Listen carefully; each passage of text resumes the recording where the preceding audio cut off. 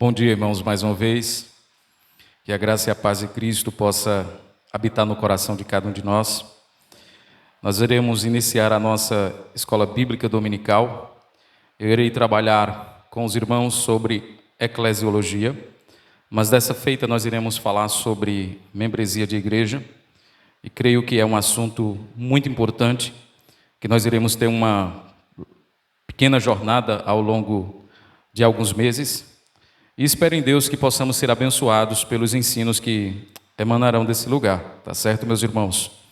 Eu irei trabalhar com os irmãos esse livro aqui do pastor Tony Merida, Ame a Sua Igreja, 8 verdades preciosas sobre ser membro de uma igreja local. Eu ainda não completei a leitura desse livro, mas ele é um livro muito bom e fantástico, prático e pastoral. Eu acredito, irmãos, que será uma bênção muito grande trabalhar a questão de membresia da igreja. O Tony Merida, ele é um pastor muito comprometido com o Evangelho de Jesus Cristo. E queria dar uma pequena biografia aqui do Tony Merida, antes de entrar no estudo propriamente dito. Ele é pastor e fundador da Imago Dei Church, em Carolina do Norte, e ele é diretor de treinamento teológico Atos 29. Eu não conheço essa instituição. Ele também é membro do The Gospel Coalition, que é a coalizão pelo Evangelho, e é pai de 5 filhos adotivos e casado com Kimberly, que é a sua esposa. Ele esteve, se eu não me engano, há pouco tempo no Brasil, em uma conferência, e ele trabalhou esse tema, Ame a Sua Igreja. Inclusive tem uma série de palestras do Tony na internet. E hoje nós iremos tratar e falar um pouco sobre Ame a Sua Igreja. Eu queria dar uma pequena introdução para os irmãos com respeito a esse tema, com respeito a esse assunto. Tá certo, meus irmãos? Espero que possamos ter uma boa jornada, uma jornada proveitosa. E ele vai tratar esse assunto de forma muito serena, muito prática e muito pastoral. E isso me atraiu bastante no conteúdo daquilo que ele irá tratar nesse livro. Eu queria fazer uma breve oração com os irmãos e depois nós iremos iniciar o nosso estudo, tá bom, irmãos? Oremos. Pai, nós queremos te agradecer, louvar o teu nome pela oportunidade de estar aqui na presença do Senhor e termos os nossos corações aquecidos por tua verdade. Pedimos, ó Deus, que o Senhor esteja desafiando os nossos corações à obediência e à sujeição ao Senhor. Que possamos, ó Deus, entender que quando nós somos salvos pelo Senhor, o Senhor nos dá uma família que é a igreja. Também, Senhor, que possamos entender que amar a igreja local é uma das formas de demonstrarmos o nosso amor pelo nosso Senhor Jesus Cristo, pois não podemos separar aquilo que o Senhor uniu. Que possamos compreender profundamente essa verdade e que possamos ser edificados por ela. Em nome de Cristo Jesus. Amém. Amém, queridos. Irmãos, um dos aspectos a igreja no Novo Testamento, ela tem vários símbolos e várias metáforas em que os escritores bíblicos usaram para falar sobre a igreja. E cada metáfora traz uma verdade sobre a igreja. Paulo, por exemplo, ele vai dizer que a igreja é o corpo de Cristo, coluna e baluarte da verdade, a família de Deus, o povo santo, o povo eleito, a propriedade exclusiva de Deus, o rebanho de Deus. Então, existem várias linguagens que a Bíblia usa para falar sobre a igreja. E o Tony Merida, ele vai tratar a igreja como uma família que Deus nos deu. Quando Deus nos salva, Ele também nos dá uma família para que a gente possa conviver com essa família. E como toda família, nós sabemos que tem seus conflitos, tem suas dificuldades, tem suas lutas, e dizer que é uma mistura de luz e trevas, vícios e virtudes, conflitos e momentos bons. Nós experimentamos isso na nossa família biológica e é natural também que nós experimentemos isso também no seio da própria igreja. Mas ele vai tratar a igreja como uma família, mostrando a importância que tem a igreja, de tal forma que nós poderíamos dizer que a família da fé, ela tem precedência sobre a família biológica. Eu sei que para algumas pessoas é muito difícil pensar sobre isso, Quando você pensa na sua esposa, nos seus filhos, no seu pai, na sua mãe, e você de repente diz, mas a família da fé é mais importante do que a família biológica, a Bíblia vai mostrar que existe sim uma certa precedência. Primeiro, porque os laços de fé, eles são maiores do que os laços de sangue. Isso é muito importante. Os laços de fé, eles são maiores do que os laços de sangue. Aquilo que nos une aos nossos irmãos é maior, mais forte, mais intenso e duradouro, mais do que os laços de sangue físicos e genéticos. Segundo, a união que existe entre a família da fé tem como base Jesus Cristo. A minha união com o meu irmão tem como base Jesus Cristo. A minha união com minha esposa, ela tem como base algo físico, também de natureza espiritual. Todavia, a minha união com minha esposa, como minha irmã em Cristo, é maior do que a minha união com ela como marido. Sabe por quê? Porque outro ponto também que nós poderíamos falar é que a família da fé, ela vai transcender a família biológica. Nós não cremos que quando estivermos no céu, estaremos casados. Mas nós cremos que na eternidade, ou no novo céus e na nova terra, nós seremos uma única família, ou uma família única. Então isso mostra que a família da fé, ela tem uma precedência, uma importância maior do que a família biológica. E eu queria que você já deixasse isso aí bem gravado na sua mente, porque nós temos, às vezes, um pensamento de que a igreja é algo secundário, irrelevante, supérfluo, e nós devemos resgatar na nossa mente o entendimento bíblico sobre a igreja. A igreja, de fato, é uma família, e como família, tem sempre suas complicações. Você tem, por exemplo, um cunhado chato, um tio avarento, você tem, por exemplo, um irmão iracundo. Tudo isso está dentro do seio da nossa família. E no contexto da igreja, também é parecido. Você vai ter o irmão chato, o irmão que incomoda, o irmão mais sereno, o irmão mais briguento. Então, tudo isso está dentro do seio da igreja. E isso é um aspecto da familiaridade que nós encontramos dentro da igreja. Judiclei Santos, ele vai dizer que a igreja é uma congregação de pessoas justas e, ao mesmo tempo, pecadoras. Ou seja, ao mesmo tempo que nós somos justos, nós somos pecadores, santos e pecadores, formando uma amálgama de virtudes e vícios. Rapaz, essa frase aqui, ela é fantástica. Eu queria, nesse momento, abrir com você a palavra de Deus, as Escrituras, e nós começarmos agora a tratar dos símbolos e aspectos e metáforas que a Bíblia usa para falar sobre a igreja. Você vai abrir a sua Bíblia em Efésios capítulo 1 e versículo de número 23, e nós vamos pensar um pouco sobre a igreja como o corpo do nosso Senhor e Salvador Jesus Cristo. Se a igreja é o corpo de Cristo, Cristo é o seu cabeça, ou seja, ele é a autoridade sobre a sua igreja. Alguns teólogos, eles vão dizer que a igreja é a extensão da encarnação de Jesus Cristo. E quando a gente lê, por exemplo, Atos dos Apóstolos, a gente vai perceber esse aspecto, porque Paulo e as autoridades judaicas estavam perseguindo a igreja. E Jesus diz, Paulo, Paulo, por que tu me persegues? Ou Saulo, Saulo, por que tu me persegues? Perseguir a igreja é perseguir o próprio Cristo, porque Cristo é o cabeça e a igreja é o corpo. Isso é muito interessante. Os irmãos que abriram em Efésios capítulo 1, verso 23, por favor, pode fazer a leitura.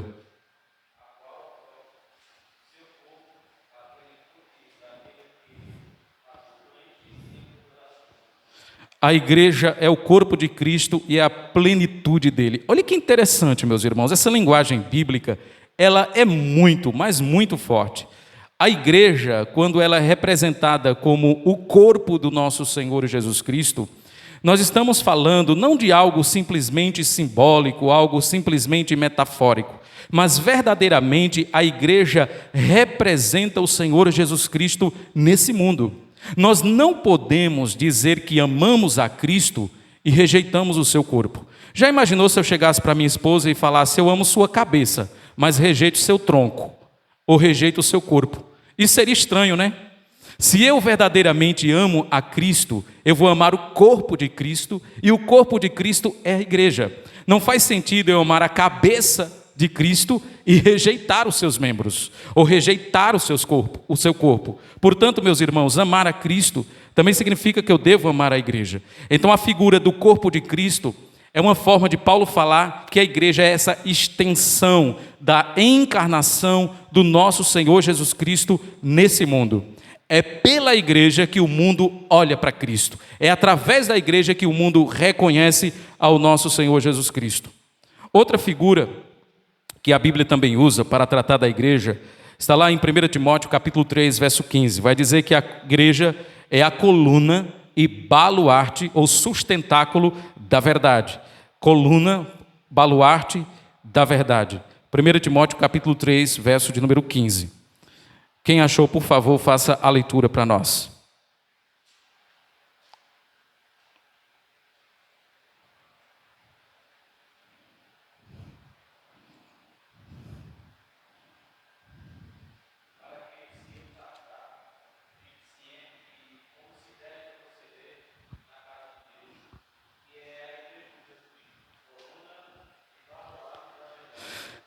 A igreja, ela é o sustentáculo da verdade.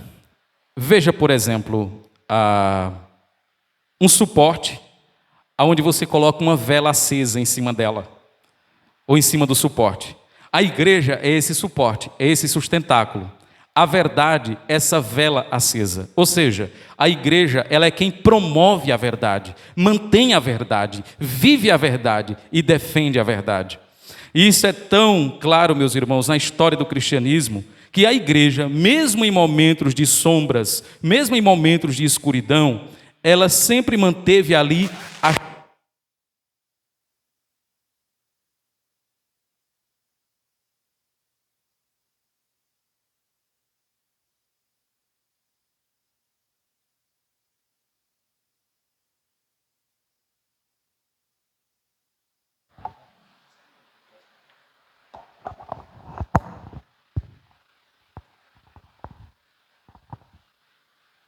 Obrigado.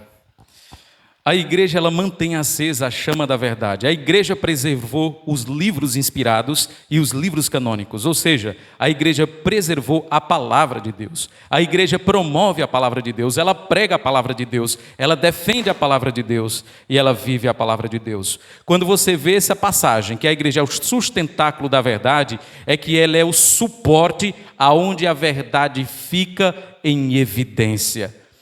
Outro aspecto no Novo Testamento, quando ela vai tratar sobre a igreja, Pedro agora vai dizer que a igreja é a geração eleita, o sacerdócio real, a nação santa e o povo adquirido. 1 Pedro capítulo 2 e versículo de número 9. Ele diz que a igreja é a raça eleita, ou a geração eleita, o sacerdócio real. E aqui nós já temos um ponto interessante, irmãos, porque na igreja todos nós somos sacerdotes diante de Deus. Nós não precisamos de um intermediário para chegar ao Senhor, a não ser Jesus Cristo. Aqui eu poderia encontrar a base daquilo que a reforma ensinava e pregava, o sacerdócio universal de todos os crentes.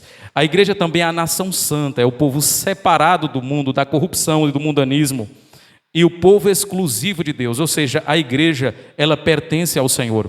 A igreja não é de um bispo, a igreja não é de um pastor, a igreja não é de um papa, a igreja não é de um apóstolo, a igreja não é de um presbitério. A igreja, ela pertence ao Senhor. A igreja é o rebanho de Deus. O que eu sou aqui é um mordomo, é um administrador, é alguém que preside, mas a igreja não pertence a mim, ela pertence ao Senhor Jesus Cristo. Como Paulo, por exemplo, vai dizer que ele está preparando a igreja como uma noiva para apresentá-la ao nosso Senhor Jesus Cristo. A igreja não é nossa, a igreja pertence ao Senhor Jesus. E o outro ponto aqui é que a Bíblia também vai falar da igreja como templo de Deus. Abra a Bíblia em 1 Coríntios, capítulo 3, verso de número 16. Templo de Deus. O templo aqui é uma figura daquela estrutura arquitetônica lá do Antigo Testamento, construído por Salomão. E na Nova Aliança, no Novo Testamento, aquele templo ali era uma sombra que apontava para a igreja. O templo, na verdade, era a sombra, a igreja é a substância. Alguém pode ler?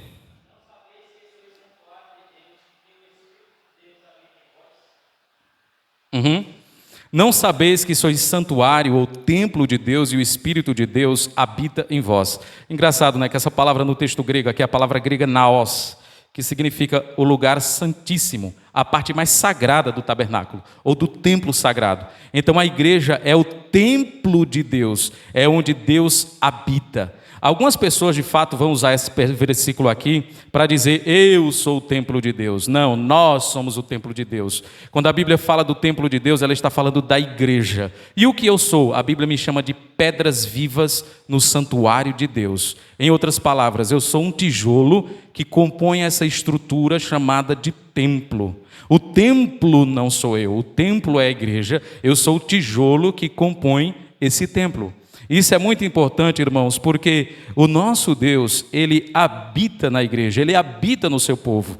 Quando o templo, o tabernáculo foi construído, Deus prometeu habitar naquele tabernáculo de forma especial. E hoje nós não temos mais um lugar sagrado, hoje nós temos um povo sagrado, um povo santo. Essa estrutura que nós temos aqui, ela é muito boa. E claro que nós devemos algum nível de reverência aqui. Nós não vamos, por exemplo, alugar esse espaço para que numa sexta-feira alguém faça uma rave aqui dentro. Claro que nós não vamos fazer isso. Mas de repente a gente pode mudar de lugar, ir para um outro espaço maior e aqui virar um cinema, por exemplo. Então o que é sagrado é o povo, é a nação santa, é o sacerdócio real, é o povo de Deus. E outra linguagem também que a Bíblia usa para falar da igreja é a linguagem pecuária, né? Que é falar sobre o rebanho de Deus. 1 Pedro capítulo 5, versículo 2. Não precisa abrir não, irmãos, senão a gente vai acabar queimando um bom tempo que a gente tem para falar de outras coisas. E Apocalipse 22, 17 vai tratar a igreja como noiva, mas Efésios 2, 19 vai falar da igreja como família. Eu queria que você abrisse esse texto. Efésios capítulo 2 e versículo de número 19.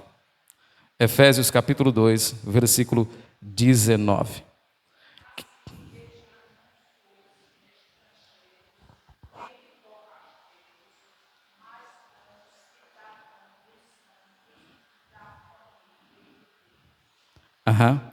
Tony Merida, na introdução do seu livro, ele vai dizer que quando adotou os seus 5 filhos, ele disse que de repente começou a apresentar a família para os 5 filhos, e eles ficaram maravilhados. Ele disse: nossa, essas pessoas todas são a nossa família? E ele disse: sim. Uma vez eles estavam no orfanato, praticamente sozinhos, e de repente eles são acolhidos, cuidados, e de repente há uma espécie de reunião familiar, e de repente ele diz: olha, aqui é a família de vocês. E eles ficam: nossa, todo esse povo é a minha família? Sim. Da mesma forma, quando Deus, Ele nos salva. Deus nos salva e Ele nos dá uma família. E a família é a igreja. Interessante, meus irmãos, que na nossa vida física, biológica, nós não escolhemos a família que queremos ter. É Deus que escolhe a família para a gente. Isso é interessante, né? Você não escolheu a família que você queria nascer. Você escolheu? Claro que não. Você não escolheu a família que você queria nascer, o pai que você queria ter, os irmãos que você queria ter. Você não escolheu isso. Deus lhe deu uma família. Portanto, a família é um dom que Deus nos dá. Talvez não seja a melhor família do mundo. Talvez você olhe para o seu colega e diz: eu queria ter a família do meu colega. Mas Deus nos deu uma família. E quando Deus nos salva, Deus nos tira do orfanato, que é esse mundo, nos adota como filho e nos dá uma família. E essa família é o seu povo. Essa família é a sua igreja. Então, meus irmãos, esses símbolos aqui, eles comunicam verdades e verdades profundas. Quando a gente vai para o Novo Testamento, a gente vai ver que a Bíblia vai usar uma linguagem que é muito peculiar no Novo Testamento, que é usar o termo uns aos outros, uns aos outros, uns aos outros. Você vai ver vários versículos no Novo Testamento com essa linguagem, uns aos outros, para mostrar a importância da vida em comunidade. Porque muitas pessoas, na verdade, elas frequentam igrejas, mas elas não congregam. Quando Hebreus, capítulo 10, verso 25 diz: e não deixem de congregar, como é costume de alguns. Congregar não é só vir à igreja. Congregar é participar da vida um do outro. Veja, por exemplo, alguns versículos que eu separei aqui com o termo uns aos outros. Primeiro, Romanos 12, 10 diz que nós devemos amar uns aos outros. 1 Tessalonicenses 5,11, exortai-vos uns aos outros. Efésios 4,32, perdoem uns aos outros. Gálatas 6,2, levai as cargas uns dos outros. Colossenses 3,13, suportai uns aos outros. Olha que interessante, amar, exortar, perdoar, levar as cargas e suportar uns aos outros. Nós vivemos essa realidade dentro da igreja local. É dentro da igreja local que nós vivenciamos os mandamentos de Deus para nós. Por isso, o cristianismo solitário é uma farsa. Cristianismo solitário é uma farsa. Ele não tem fundamento nas Sagradas Escrituras. Dizer que é cristão, que ama a Deus, mas não quer a igreja de Cristo, é rejeitar o próprio Cristo. Você não fica com a cabeça e rejeita o corpo. Você não fica com Cristo e rejeita a família de Deus. Você não fica com Cristo e rejeita o rebanho. Você não fica com Cristo e rejeita o fundamento da verdade. Pelo contrário, Deus, quando nos salva, Ele nos coloca em uma família. Tem pessoas que estão dispostas a fazer tudo por Cristo, menos amar o seu povo.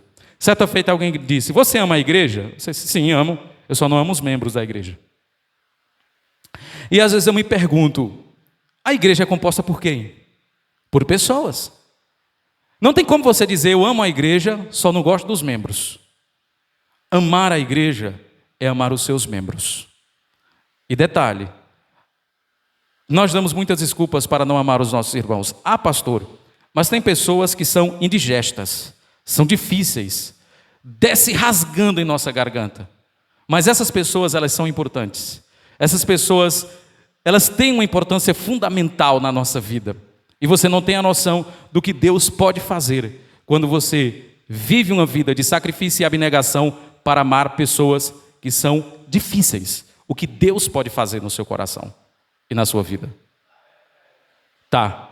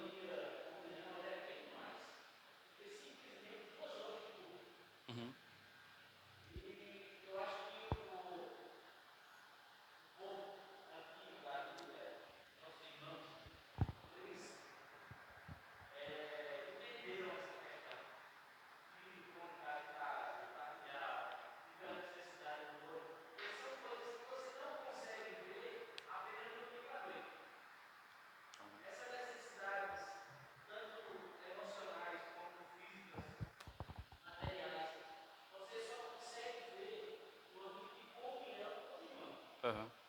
Ok. Sim, eu estou de acordo. Eu penso que nós precisamos criar relacionamentos intencionais dentro da igreja. E não relacionamentos simplesmente seletivos. Tipo, eu só vou me relacionar com a irmã Zefinha porque eu gosto da irmã Zefinha. Mas não vou me relacionar com Vanessa porque Vanessa é muito chata. Eu não posso criar um relacionamento seletivo. Tem pessoas que de fato eu vou ter uma afinidade maior e isso é normal. Mas isso não deve ser um meio pelo qual eu exclua outras pessoas. Então eu queria dizer para cada um de nós, pegando o gancho do que o nosso irmão Levi falou, que verdadeiramente vir no domingo para a igreja, ver os irmãos e cumprimentar, você nunca vai conhecer as necessidades do seu irmão, as dores, as lutas, os dissabores. Nós só vamos conhecer verdadeiramente se nós nos envolvermos com a vida um do outro. Na verdade, irmãos, alguém já disse que igreja é vida na vida, é suor e lágrimas. Suor e lágrimas são bons ingredientes na peregrinação por esse mundo. E dentro da igreja nós vamos ter muito isso. Derramar muito suor servindo aos nossos irmãos e derramar muitas lágrimas. Porque a igreja também nos proporciona tudo isso. Outra questão importante, meus irmãos, também, que eu queria pensar com vocês, é que para algumas pessoas, ser membro de uma igreja não é tão encantador. Para algumas pessoas, ser membro de uma igreja talvez seja até um peso, talvez seja até um fardo. Na mente de muitas pessoas, ficar em casa, assistir culto pela internet, comendo o seu biscoito, tomando a sua Coca-Cola, talvez seja melhor do que se envolver na vida da igreja. Irmãos, viver em família não é fácil. Quem aqui já não teve conflitos pesados com a família? Quem aqui já não teve desavenças? Quem aqui já não teve brigas terríveis com a família? De ficar, às vezes, dias e dias sem se falar. Ou detalhe, às vezes, anos. Mas, de repente, aquela pessoa da família adoece. e a gente vai lá, socorre, vai atrás, mesmo passando por tudo aquilo. Família é isso. A família perfeita, irmãos, ela não existe. Da mesma forma que não existe membros de igreja que são perfeitos. E Deus usa essas imperfeições para trabalhar a perfeição no nosso coração. Algumas pessoas, por exemplo, eu entendo e compreendo que muitas pessoas ao longo do caminho, ao longo da jornada na igreja, elas foram muito feridas, elas foram muito machucadas, decepcionadas por membros, por pastores, por líderes da igreja.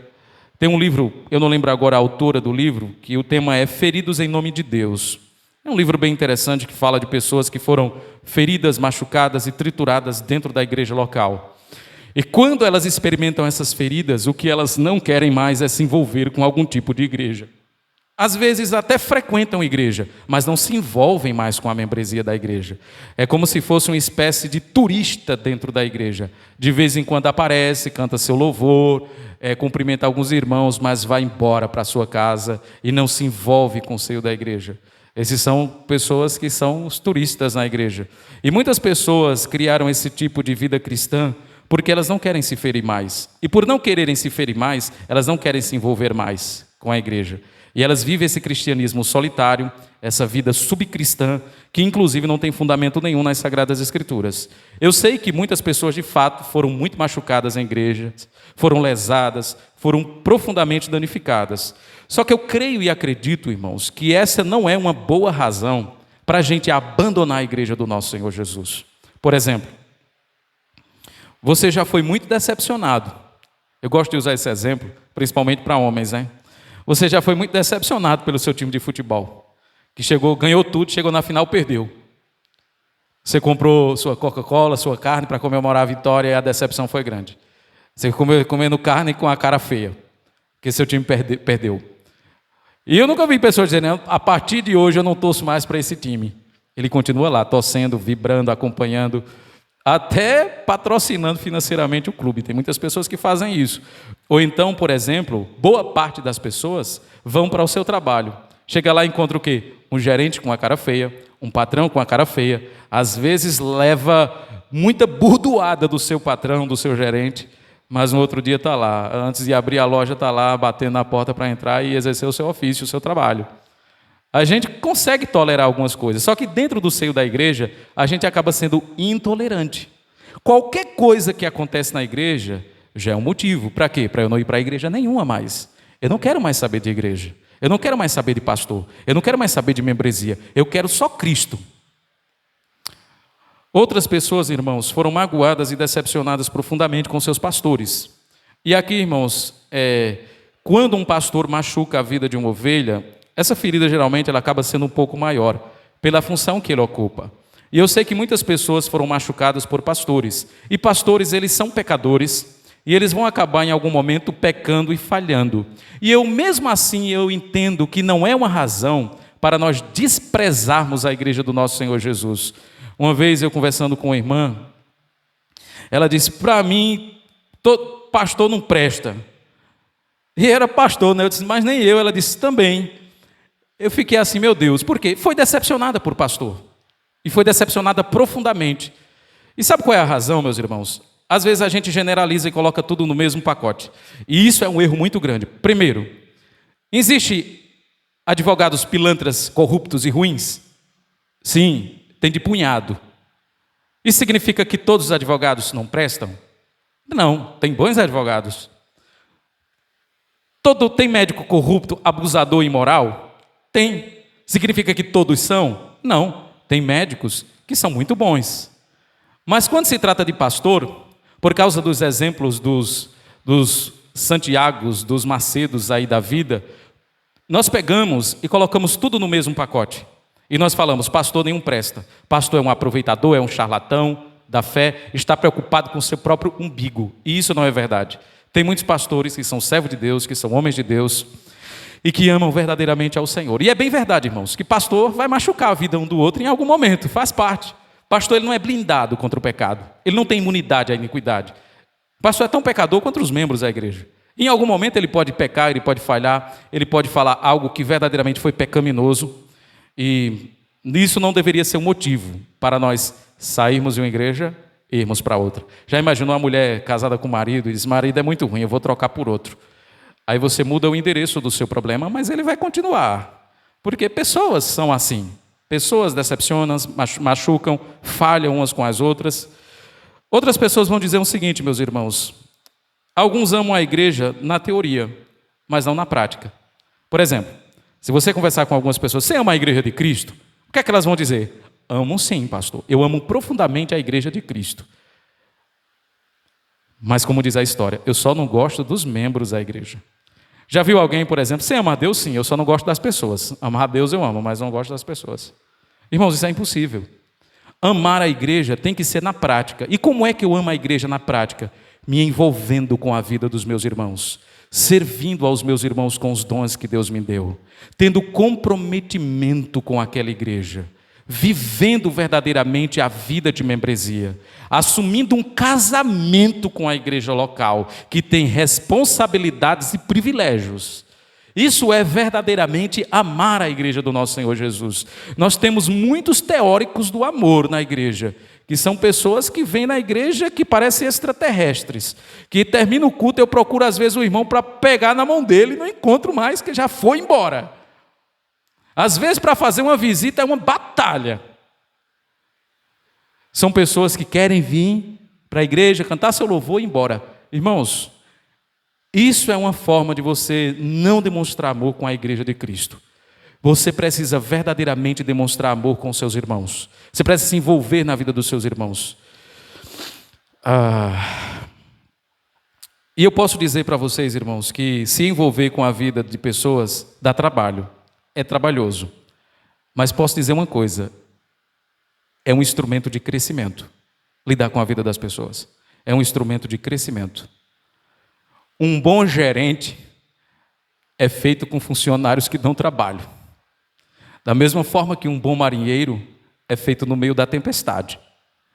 Bons funcionários talvez não façam um bom gerente, mas funcionários complicados vão extrair de você coisas boas do seu coração. Ou pelo menos vai levar você a uma certa maturidade.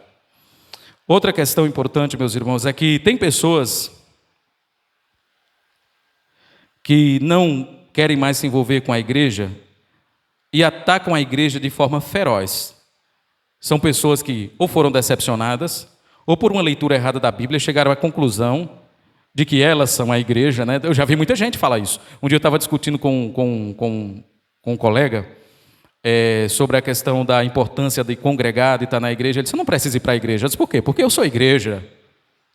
Tem coisa mais espiritual do que isso? Eu não preciso ir para a igreja porque eu sou a igreja. Sabe o que é isso, irmãos? É um coração vaidoso, é um coração orgulhoso. Eu não preciso ir para a igreja porque eu sou o templo de Deus. Onde tiver 2 ou 3, Deus está presente. Então tem eu, minha esposa e um menino. Então já é o suficiente para Deus estar presente. Eles se esquecem que esse texto de Mateus 18 trata de disciplina eclesiástica, não de um salvo-conduto para você deixar de congregar. Mas eles pegam esses textos fora das Escrituras, fora da Bíblia, para justificar uma vida de negligência com a igreja local.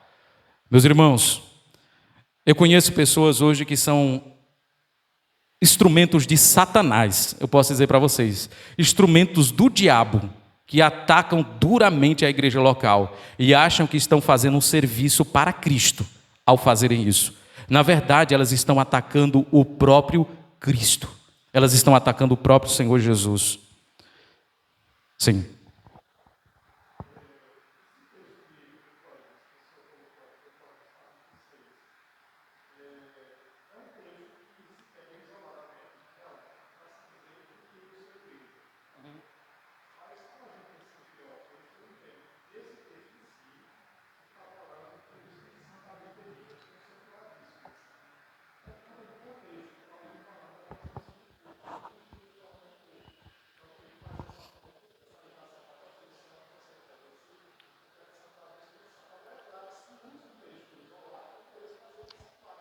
Uhum.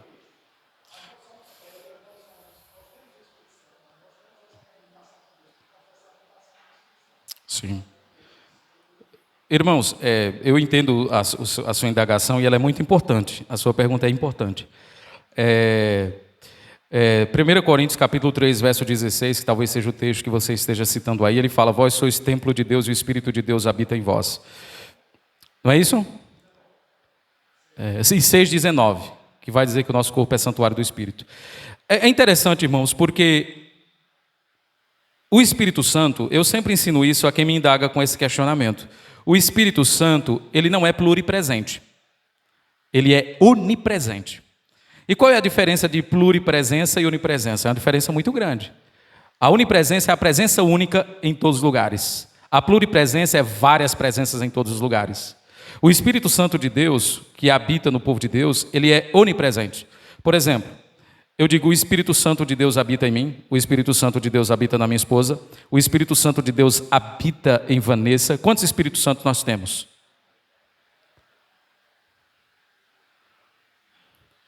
Se você acreditar na habitação pluripresente, nós temos 3. Se você acreditar na habitação onipresente, nós temos 1. É correto nós dizermos que o Espírito Santo de Deus habita na igreja? É correto, ele habita na igreja. E a habitação individual, ele se dá em consequência de eu ser um membro de Cristo, ou membro do corpo de Cristo. Isso se dá em consequência da habitação do Espírito na igreja. Não o contrário disso. O Espírito Santo habita em mim, em consequência ele habita na igreja. Não, ele habita na igreja e consequentemente ele habita em mim. Por eu ser da igreja, ou estar vinculado à igreja. É por isso, irmãos, que os teólogos antigos, eles diziam o seguinte, que fora da igreja não há salvação. Eu sei que essa palavra é polêmica, porque a igreja é onde Deus está. Quando eu digo fora da igreja não há salvação, eu estou falando salvação no aspecto ordinário, não no aspecto extraordinário. Por exemplo, uma pessoa que se converte no leito de um hospital, verdadeiramente, e ela morre, ela não participou da vida de uma igreja, mas nem por isso ela deixou de ser salva, se ela creu em Cristo. Mas o natural de uma pessoa que crê em Cristo é buscar a igreja. Toda pessoa que foi movida pelo Espírito para a salvação, ela é movida pelo Espírito para o corpo de Cristo. É por isso que ela deseja a membresia, ela deseja o batismo. Ela deseja se vincular à igreja. Uma pessoa que diz: eu me converti, mas não quero a igreja, essa pessoa não é salva. Essa pessoa não pode ser tratada como uma cristã. Se ela deliberadamente diz: eu amo a Cristo, mas não quero saber da igreja, essa pessoa não é uma cristã. Ela não é uma cristã. Isso significa, pastor, que dentro da igreja todos são cristãos? Não. Isso não significa que dentro da igreja todos são cristãos. Mas isso significa que todo cristão vai estar no seio da igreja. Isso é muito importante.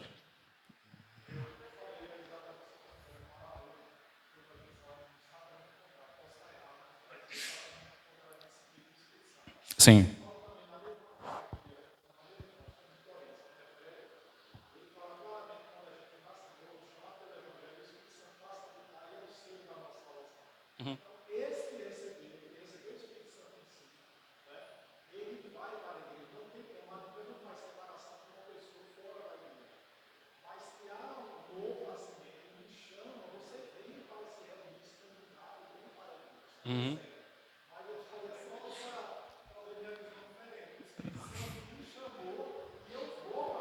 Uhum.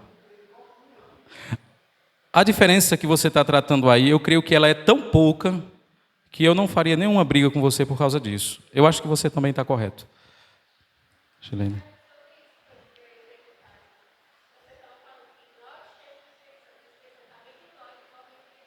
Uhum. Desculpa, repete novamente, Chilene. Uhum.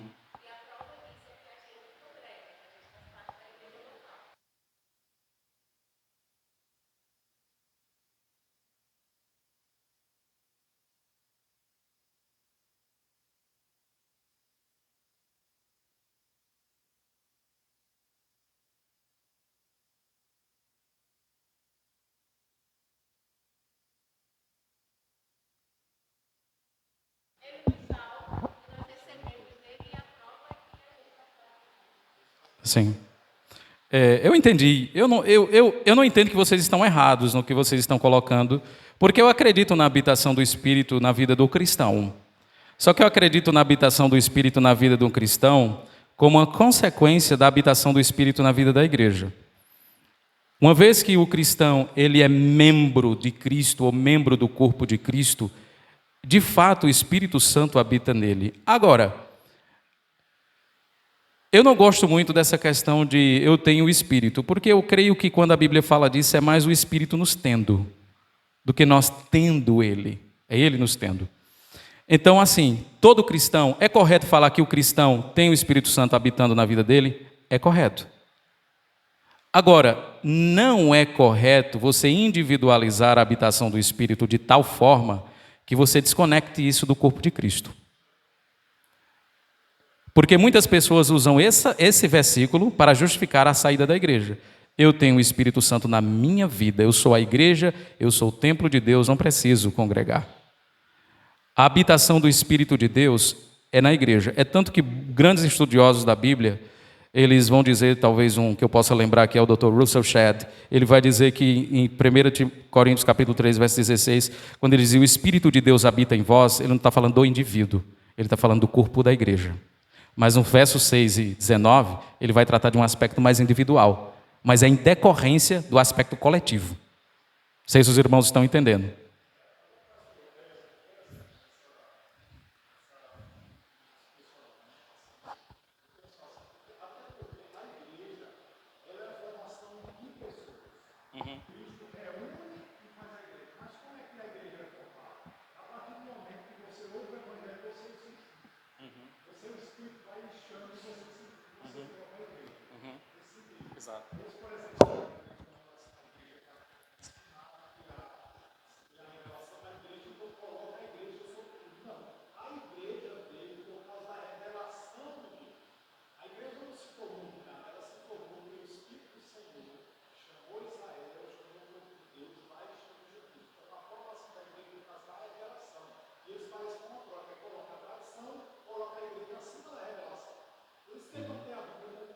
Sim.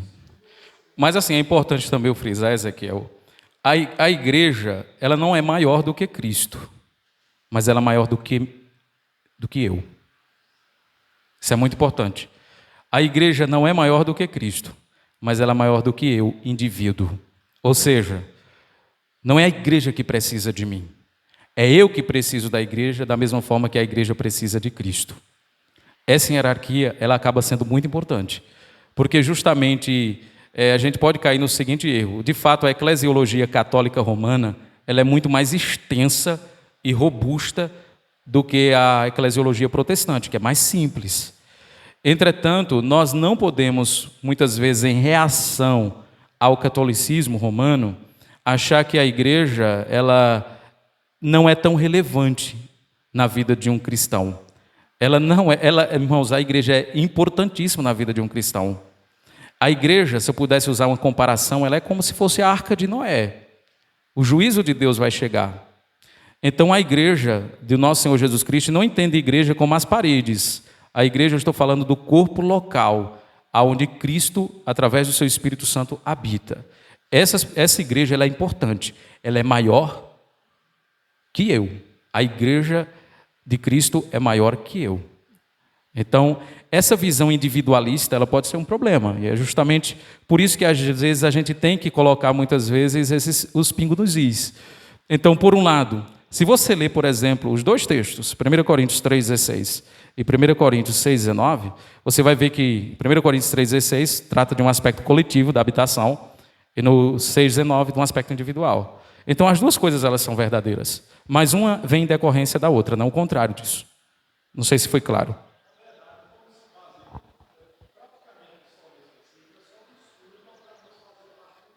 Uhum.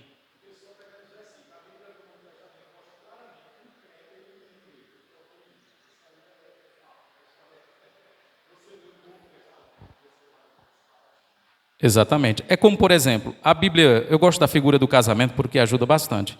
Eu sou um com minha esposa. Nós somos um. Então, se eu desprezar minha esposa e cuidar de mim, tá certo? Mas nós não somos um? Eu não estou cuidando de mim? Eu não estou cuidando dela? Não dá certo isso. É usar a unicidade do casamento para desprezar o outro e cuidar só de mim e dizer que eu estou cuidando do outro porque nós somos um. Exatamente. É por isso que dizer que ama a Cristo e despreza a igreja é a mesma coisa. Não tem mudança. É a mesma coisa.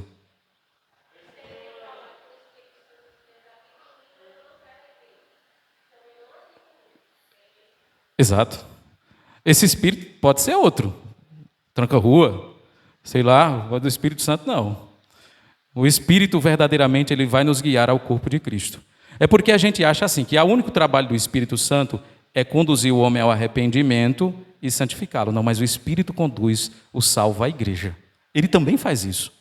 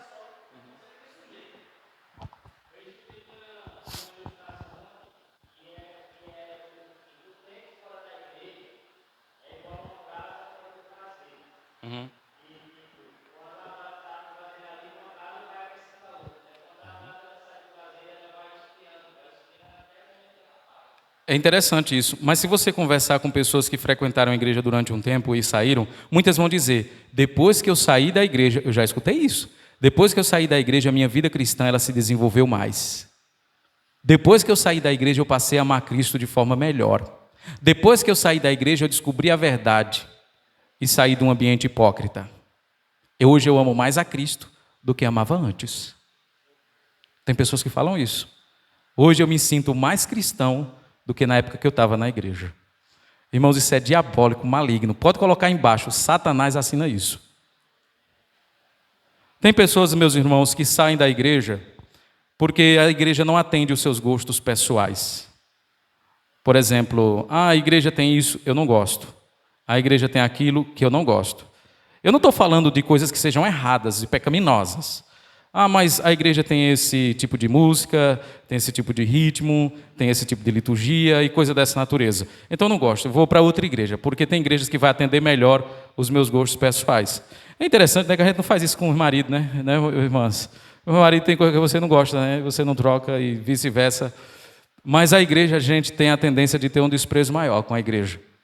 E a igreja do nosso Senhor Jesus Cristo, mais uma vez reitero, ela transcende as nossas famílias e vínculos afetivos, genéticos e de sangue.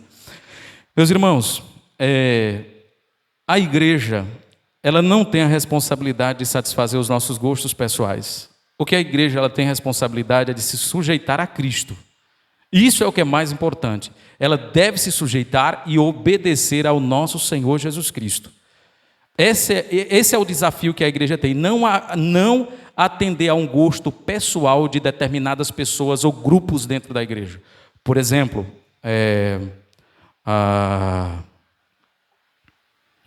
estou tentando ver um exemplo aqui na mente para tentar expor para a gente. Tem pessoas, por exemplo, meus irmãos, que elas estão na igreja, mas elas não gostam de determinadas práticas que tem na igreja, que não é necessariamente pecaminosa. Entretanto, elas veem nisso um motivo para procurar uma igreja que atenda o seu gosto. Sabe por quê? Porque nós temos hoje uma visão de consumista. Nós entramos na igreja com uma visão de consumista. A gente vai para a igreja, paga a nossa mensalidade, que é o dízimo e a oferta, então a gente é exigente. A gente quer que as coisas sejam daquele jeito. Aliás, eu estou pagando todo mês. Eu estou pagando a prebenda pastoral, a água, a luz da igreja. Então esse culto não está atendendo os meus gostos, ou a dinâmica da vida da igreja não está atendendo os meus gostos. Então eu preciso procurar uma igreja que atenda os meus requisitos. Sabe o que é isso? É a mentalidade consumista. E nós temos uma mentalidade consumista que é influenciada pela cultura onde nós estamos. Na igreja não é um lugar onde você vai para receber, você vai para dar. Na igreja não é um lugar onde você vai para ser servido, você vai para servir. Muitas pessoas, por exemplo, tem igrejas que preparam o culto para o incrédulo. Já viu isso, igreja assim? Prepara o culto para o incrédulo. Tipo, irmãos, vai ter visitante na igreja, vai ter incrédulos, vamos preparar um culto para o incrédulo. Aí, por exemplo, prepara louvores que sejam mais emotivos, sejam mais apelativos para o emocional. Tem até um momento que você pega os visitantes e tem um louvor para eles. Está entendendo? Dá uma lembrancinha aos visitantes, coisa desse tipo. Eu não estou dizendo que nós devemos desprezar as pessoas que nos visitam. É uma alegria receber essas pessoas e tratá-las bem. E eu sei que os irmãos fazem isso. Eu não tenho dificuldade e acho que isso está correto. O que não está correto é isso influenciar na teologia e na vida da igreja. Isso é um problema. Ou fazer um culto para agradar determinados tipos de pessoas. Por exemplo, tem um grupo de irmãos na igreja que gosta de pé de serra.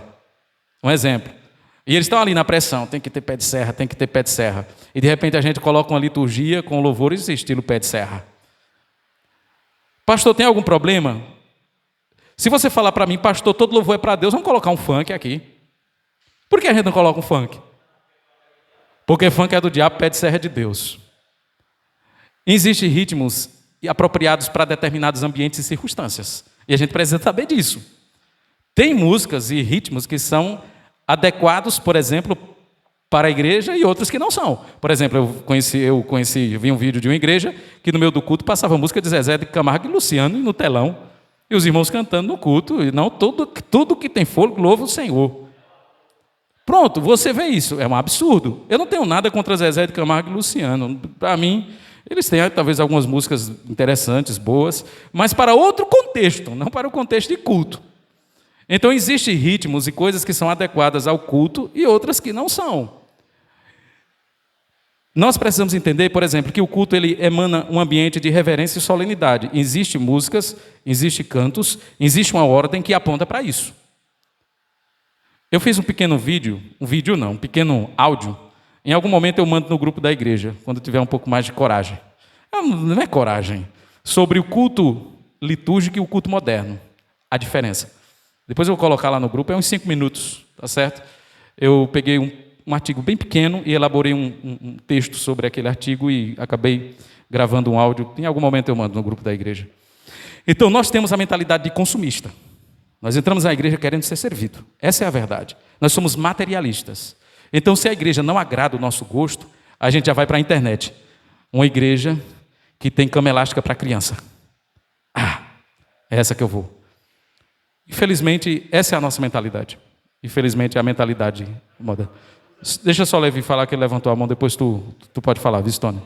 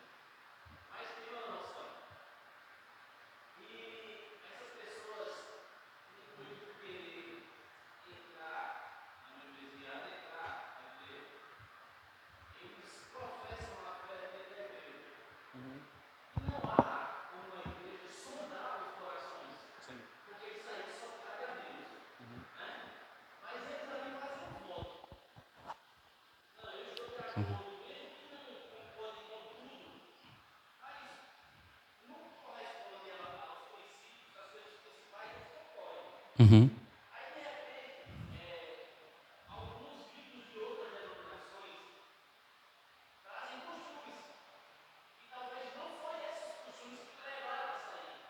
Uhum. Uhum.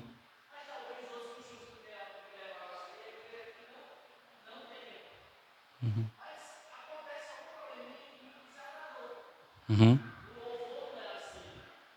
Uhum. Uhum. Uhum.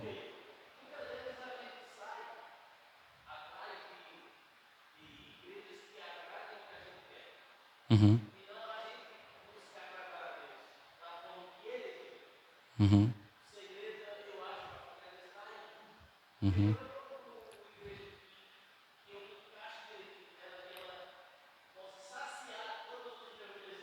Uhum. Uhum.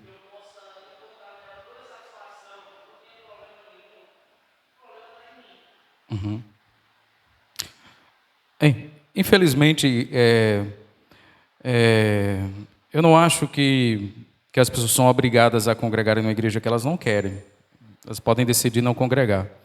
Mas às vezes a razão pela qual, as razões pelas quais as pessoas estão saindo, às vezes elas são tão supérfluas que você acaba é, conduzindo a saída de pessoas com o coração muito triste. Por quê?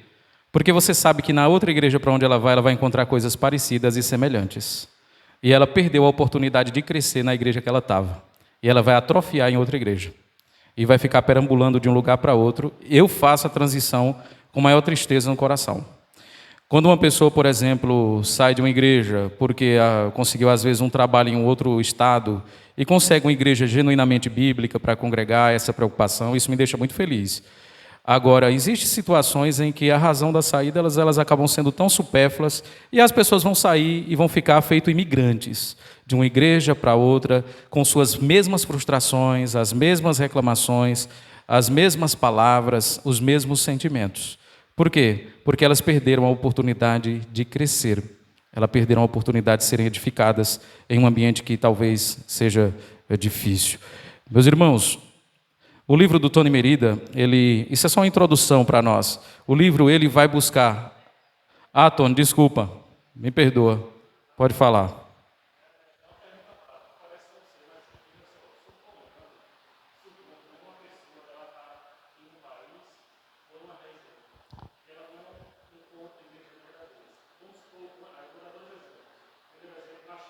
Uhum.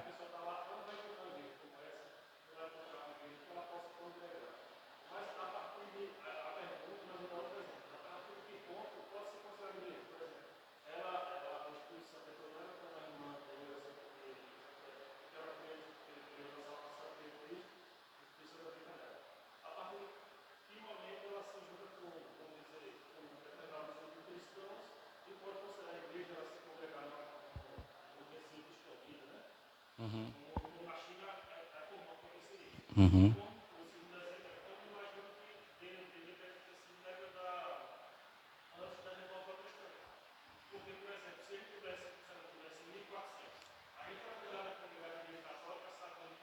Uhum. Uhum. Uhum.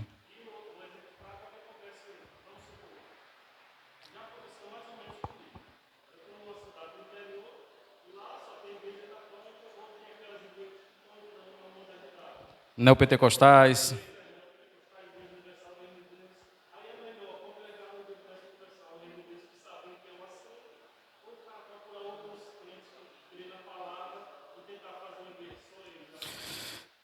Esse negócio de criar igreja é perigoso, mas assim, eu vou tentar dar uma palavra sobre isso.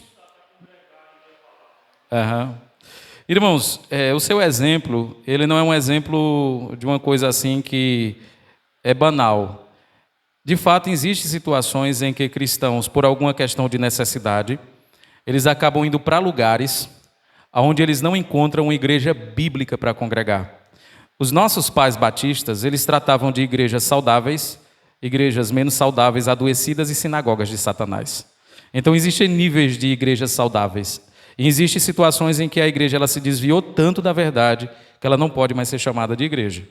Então, existem situações, Tony, em que pessoas podem estar em um ambiente onde não exista igrejas saudáveis para congregar. Por exemplo, na pior das hipóteses, ele tem ali, por exemplo, uma paróquia católica, ele tem ali uma igreja universal do Reino de Deus, uma igreja mundial do poder de Deus e uma igreja pentecostal pop de fundo preto do pastor da calça rochada. Então, o que é que o cara vai fazer numa situação dessa? O que é que ele vai fazer? Ele tem alguns caminhos a trilhar. Eu penso que uma das coisas que ele deveria considerar, é por isso, irmãos, que quando a gente vai viajar para um lugar de trabalho, a gente deveria saber se tem igreja lá. Inclusive, se não tivesse, seria uma razão para você não ir. Porque às vezes a gente relega a igreja para a esfera muito secundária. Ah, pastor, mas a proposta é boa de emprego, eu vou ganhar mais. Mas não tem igreja, pastor. Rapaz, não vai. Você está sacrificando sua vida espiritual por causa de dinheiro. E você pode pagar muito caro por isso. Mas vamos supor que existe uma situação onde você está e de fato não tem igreja. Você pode, por exemplo, apelar para uma igreja que existe, para que essa igreja dê um apoio para um ponto de pregação onde você está, onde você vai se reunir com cristãos comprometidos com o evangelho e iniciar ali uma plantação de uma igreja. Essa seria, talvez, na pior das hipóteses, a melhor saída. Eu não gosto de dizer, vai e planta uma igreja, tendo, por exemplo, uma igreja presbiteriana, tendo uma igreja congregacional, uma igreja de uma teologia, vamos dizer assim, não tão ruim. Eu acho que você deveria congregar lá. Agora, na pior das hipóteses, você deveria talvez entrar em contato com a igreja local, já formada, talvez sua igreja de origem, e abrir ali um ponto de pregação e um início de plantação de uma igreja. Talvez seja uma saída muito boa em um ambiente como esse. Na China, como você citou aí, de fato, existem igrejas que são legalizadas na China, mas são igrejas que são reguladas pelo Estado. A igreja genuinamente fiel, ela é clandestina. Elas se reúnem em ambientes subterrâneos porque elas sofrem perseguição do Estado chinês, que é um Estado comunista que persegue cristãos que não rezam a cartilha do comunismo. Então, existem muitos cristãos na China que congregam de forma subterrânea. É uma possibilidade, se você quer se manter fiel a Jesus Cristo. Porque comunismo e cristianismo são coisas antagônicas. São coisas antagônicas. E com respeito à questão do ponto que você citou da igreja, em 1400 anos não ter, vamos dizer assim, igrejas locais, porque o denominacionalismo ele surgiu após a Reforma, isso é muito importante. Claro, existiam várias igrejas antes da Reforma, só que ela estava muito ligada ao catolicismo romano. Você tinha as igrejas do Oriente, por exemplo, que no ano 1054 teve o cisma, rompeu com a igreja romana, por causa do acréscimo que houve ao credo, se eu não me engano, foi de Calcedônia, onde falaram que o Espírito procedia do Pai e do Filho, e eles romperam com a igreja ocidental. Mas, basicamente, o catolicismo do Oriente e do Ocidente era o que imperava até a Reforma Protestante. Eu não vou dizer para você que não tinha crentes, que não tinham pessoas salvas nesse período. Eu não creio que Deus segurou a salvação em 1400 anos para abrir na Reforma. Tinham pessoas que se mantinham fiéis a Deus, salvas. E a gente tem, por exemplo, casos na história como John Wycliffe, John Huss, Savonarola e outros pré-reformadores, que talvez sejam um reflexo de muitas pessoas que estavam buscando ser fiéis a Deus, apesar da igreja que estava naquela situação. Então eu creio que houve salvação sim. Congregavam, eles frequentavam as missas, participavam da liturgia que a igreja realizava.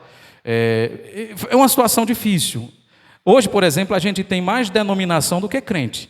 Hoje foi feito um levantamento, tem mais de 60 mil denominações protestantes, ou evangélicas. Mais de 60 mil. É muita denominação. É igreja para todo tipo de gosto que você imaginar. O cardápio é enorme. Você sai eu gosto de uma igreja com culto mais que tenha dança e palmas. Tem. Eu gosto mais de uma igreja onde eu adoro e ninguém me veja, que apaga as luzes. Tem. Eu gosto de uma igreja onde os irmãos gostam de saltar, falar em línguas. Tem. Eu gosto de uma igreja onde o culto é mais litúrgico. Tem. Então tem igreja para todo tipo de gosto hoje que você possa imaginar. Mas eu creio que Deus é soberano para salvar pessoas, mesmo nas situações mais hostis que existem.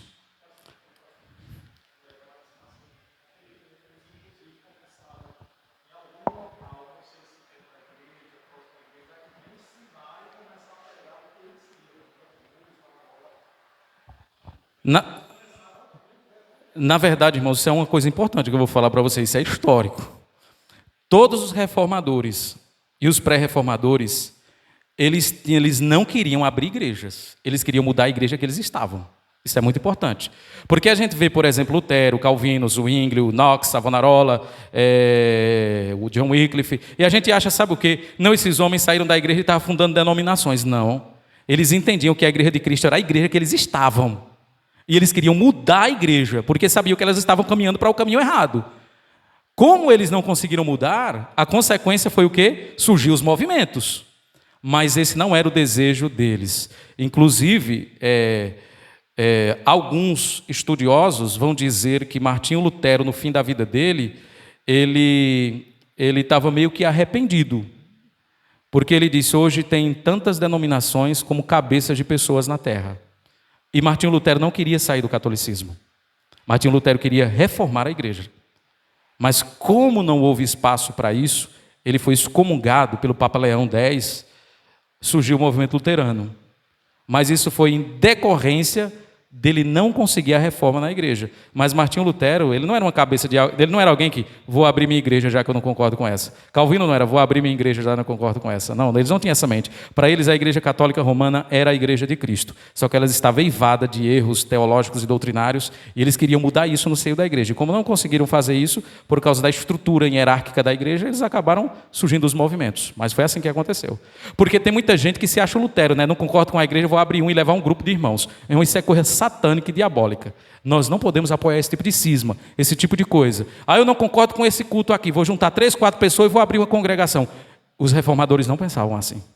Eles amavam a igreja que eles estavam e por isso eles se doaram por ela, batalharam por ela, embora não conseguiram mudar a igreja. Foi isso.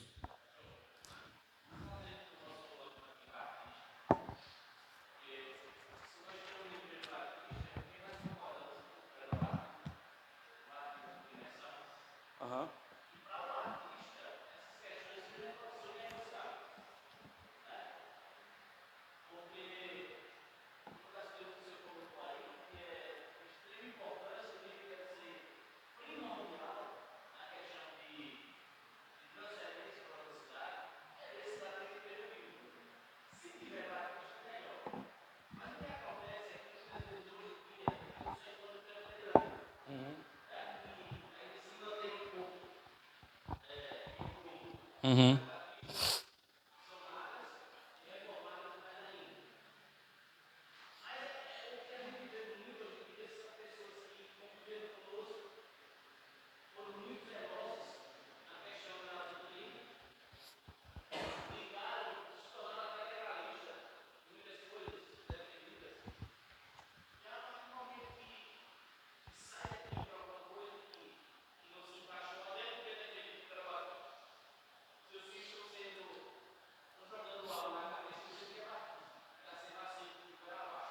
Uhum.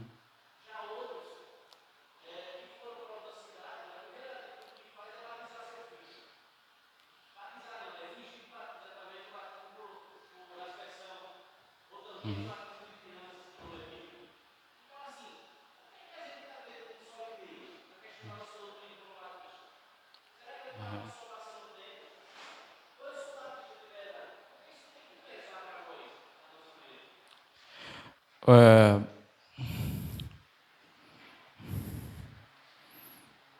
Existe, meus irmãos, eu já vou encerrar, viu? O pessoal está saindo, eu vou encerrar. Existem situações, porque assim, eu não posso exigir, irmãos, dos membros da igreja, que eles tenham as mesmas convicções que, por exemplo, eu tenho. Os membros, eles não têm talvez o nível de instrução, de conhecimento que Deus me deu a oportunidade de ter. O que acontece? Às vezes, tem membros que saem da igreja, de uma igreja batista, onde eles subscreveram uma confissão de fé, defenderam, por exemplo, o credo batismo, e de repente vão para uma igreja pedo-batista e chega lá e batiza o seu filho. Duas coisas podem, pelo menos duas, podem ter acontecido. Primeiro, essa pessoa nunca teve convicções com respeito àquilo ali. Isso é um ponto. Ela nunca teve convicções com respeito àquilo ali, ela sempre teve dúvidas, e por causa da falta de convicção, elas chegaram a fazer isso. E segundo, é que a pessoa nunca deu importância à questão doutrinária, também tanto faz. Por isso que chegaram a tomar esse tipo de decisão. Mas uma pessoa que está bem convicta do que ela acredita, e eu sei que talvez para alguns irmãos, eu sempre digo, eu sou um cristão que estou batista, e não sou um batista que estou cristão. Para mim, ser cristão está acima de ser batista. Entretanto, eu entendo que a doutrina ela é importante. Em que sentido? Vou sair de uma igreja para ir para outra. Não me importo com questão doutrinária. O que importa é que tem um grupo de gente que está louvando a Deus. Irmão, isso é perigoso.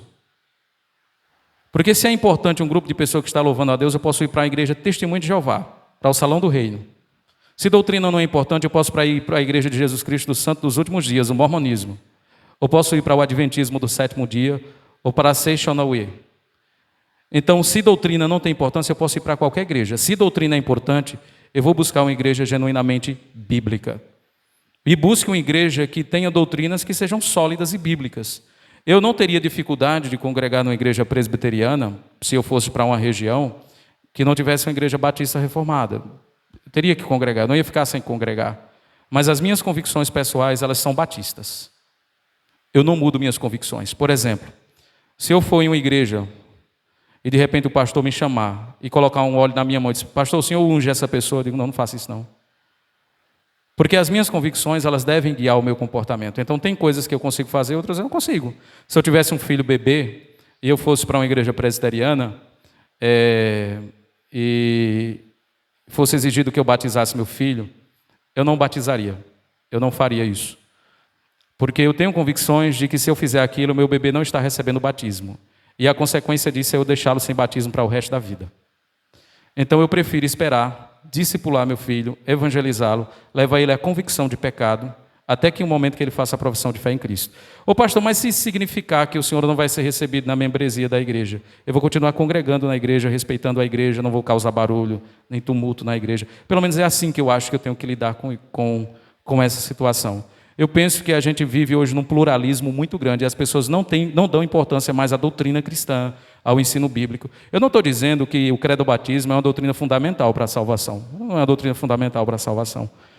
Da mesma forma que não é o pedo-batismo. Entretanto, eu penso, meus irmãos, que as nossas convicções devem guiar as nossas vidas. Por exemplo, eu creio e acredito que segundo casamento, após divórcio, é adultério. Você nunca vai me ver celebrando um casamento de um divorciado. Não vou fazer isso. Não vou ser padrinho de um casamento de um divorciado. São as convicções que guiam o meu coração. E é assim que eu acho. Ah, pastor, eu não gosto do senhor porque o senhor é religioso. Tenho que fazer. Se eu sou religioso, você não é, então, enfim, pode fazer o que você acha que é certo e, no fim, a gente vai prestar conta a Deus da nossa vida. Pelo menos é a forma que eu entendo que é correto, é a forma que eu entendo como nós deveríamos agir. Agora, assim, se porventura isso acontece ou aconteceu, eu penso que nós, como cristãos, não deveríamos ficar, vamos dizer assim, mas rapaz, estou decepcionado com fulano. Fulano demonstrava ter uma fé genuinamente batista e tal. Para mim, isso não, sinceramente, isso não me influencia tanto na minha cabeça, na minha mente, eu não fico decepcionado. Porque nem todas as pessoas têm o mesmo nível de convicção com respeito a algumas coisas. Por exemplo, tem pessoas que, por exemplo, adentram a nossa igreja e têm dificuldade com a doutrina do dia do Senhor. Diz, não, eu acho que isso aí não é uma doutrina tão bíblica, tal, não sei o quê. Primeiro, ela vai ter que lutar com 2000 anos de história, né, que a igreja sempre defendeu isso. Que contradição é um pensamento moderno. E se ela está numa igreja que pensa assim, ainda que ela tenha dificuldade, ela deveria se sujeitar. É o que eu penso. Eu penso que nós, irmãos, devemos buscar ter convicções bíblicas e doutrinárias. Não rejeite a doutrina, ela é importantíssima. Infelizmente, ou felizmente, não vou dizer nem infelizmente, mas eu sou um pastor batista, não tem como mudar isso. As minhas convicções, elas são batistas, as minhas convicções são batistas. Algumas pessoas podem até dizer, o senhor é batista porque estudou no seminário batista, estudou teologia batista, tal. Mas irmãos, eu já estudei tudo que é pensamento contrário àquilo que eu penso. Entendeu? Minha esposa sabe disso, eu estudo de tudo, até fica com o coração na mão. Agora, sim, as minhas convicções estão dentro das doutrinas batistas. Eu sou um credo batista, eu creio na separação de igreja e Estado, eu creio na autonomia da igreja local e coisas que são marcas da nossa identidade batista, né? Enfim, é isso. Meus irmãos, para caminhar para o fim, o livro é bem prático, o livro do Tony Merida. Ele vai buscar desenvolver o nosso amor e entusiasmo pela Igreja de Cristo. Ele busca também resgatar a praticidade deste amor na igreja local e busca nos ajudar a como servir melhor na igreja local. 3 livros, irmãos, que eu indicaria para os irmãos e que são livros assim que vai trabalhar essa questão mais prática da igreja, é o livro do teólogo alemão. Eu ia dizer pastor alemão, mas você ia pensar em cachorro. Então, o teólogo alemão Dietrich Bonhoeffer, ele escreveu um livro chamado Vida em Comunhão. Muito bom esse livro do Bonhoeffer. Ele lutou contra o nazismo na Alemanha de Hitler. O segundo livro é A Igreja do Século XXI, do Francis Schaeffer. Um livro muito bom também.